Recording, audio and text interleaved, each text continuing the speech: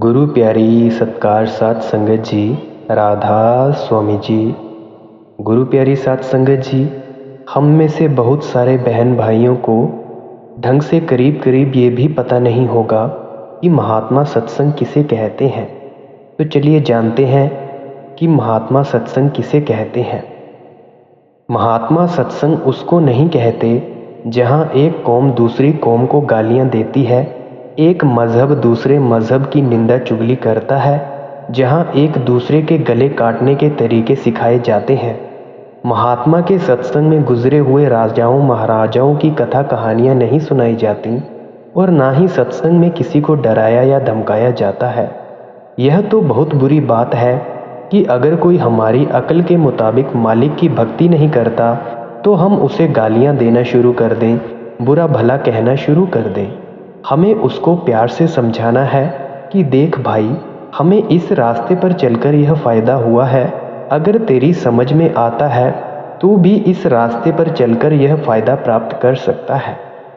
गुरु नानक साहिब कहते हैं, सत्संगत कैसी जानिए जिथे एक को नाम बखानिए। महात्मा के सत्संग में केवल शब्द का ही प्रचार किया जाता है। ऐसे सत्संग में जाकर कभी घाटा नहीं होता, फ़ायदा ही फ़ायदा होता है। नाम की कमाई तो बहुत ऊंची और निर्मल चीज़ है। अगर देह में बैठकर गुरुमुखों की संगति में लगे रहते हैं तो कम से कम पापों और बुरे कर्मों से ही बचे रहते हैं। अगर एक अंधा फूलों के बाग में जाकर फूलों की खूबसूरती का आनंद नहीं ले सकता तो वह फूलों की खुशबू तो ले ही सकता है। अगर पत्थर पानी में रहकर घुलता नहीं तो सूरज की तपिश और गर्मी से तो बचा ही रहता है। इसीलिए महात्मा सत्संग पर इतना जोर देते हैं।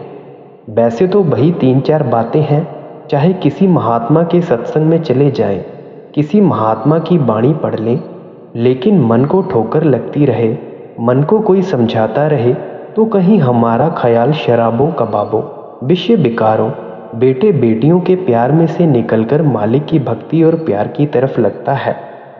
कबीर साहिब जी कहते हैं, कबीर संगत साध की जो की भूसी खाए, खीर खाण भोजन मिले साकत संग न जाए।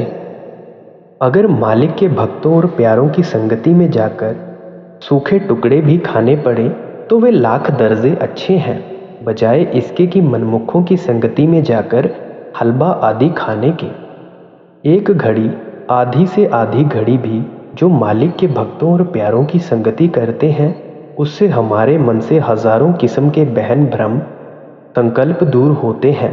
पता नहीं महात्मा के कौन से वचन हमारे कानों में पड़ने हैं जिन्होंने हमारे जीवन को ही बदल देना है। मालिक के भक्तों और प्यारों की एक घड़ी की संगति और सोहबत मन बुद्धि की 100 साल की भक्ति से अच्छी है।